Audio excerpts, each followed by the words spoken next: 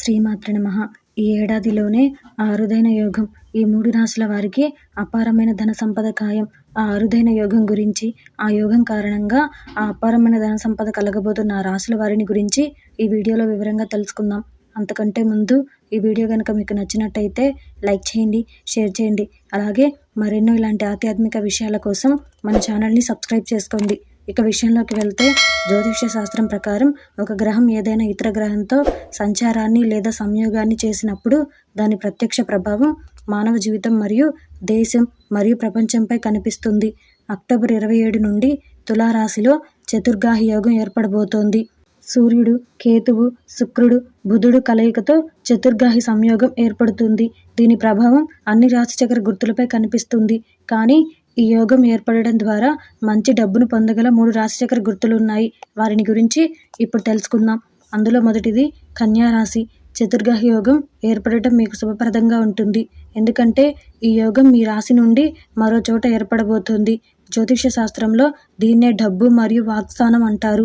అందువల్ల మీకు ఆకస్మిక ధనలాభాలు వచ్చే అవకాశాలున్నాయి. అలాగే ఈ సమయంలో మీరు వ్యాపారంలో మంచి డబ్బును సంపాదించవచ్చు. మరోవైపు మీ డబ్బు ఎక్కడైనా నిలిచిపోయి ఉంటే మీరు దాన్ని పొందవచ్చు. అలాగే ప్రసంగ రంగానికి సంబంధించిన వృత్తిని కలిగి ఉన్న వ్యక్తులకు ఈ సమయం ఉత్తమంగా ఉంటుంది. ఈ కాలంలో మీరు పచ్చ మరియు ఓపెల్ రత్నాలను ధరించవచ్చు. ఇది మీకు అదృష్ట రాయి అని నిరూపించవచ్చు. అందులో రెండవది మకర రాశి. చతుర్గాహి యోగం అవ్వడం ద్వారా మీరు వృత్తి మరియు వ్యాపారాలలో నిస్సహాయ విజయాన్ని పొందవచ్చు. ఎందుకంటే ఈ యోగం మీ సంచార జాతకంలో 10వ ఇంట్లో ఏర్పడబోతోంది. ఇది వ్యాపారం మరియు ఉద్యోగ స్థలంగా పరిగణించబడుతుంది. అందువల్ల ఈ సమయంలో మీరు కొత్త జాబ్ ఆఫర్స్ను పొందే అవకాశం కూడా ఉంది. అందులో మూడవది కుంభరాశి. చతుర్గాహి యోగం ఏర్పడడం వల్ల మీరు అదృష్టవంతులు అవుతున్నారు. ఎందుకంటే మీ సంచార జాతకంలో 9వ స్థానంలో ఈ యోగం ఏర్పడబోతోంది. దీన్నే అదృష్ట ప్రదేశం మరియు విదేశీ ప్రదేశం అని అంటారు.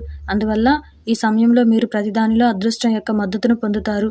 అలాగే చాలా కాలంగా నిలిచిపోయిన పని కూడా సాగుతుంది. ఈ సమయంలో మీరు వ్యాపార కనెక్షన్లో ప్రయాణించవచ్చు. ఇది భవిష్యత్తులో మీకు ప్రయోజనకరంగా ఉండవచ్చు. అదే సమయంలో మీరు ఈ సమయంలో వాహనం లేదా ఆస్తిని కూడా కొనుగోలు చేయవచ్చు.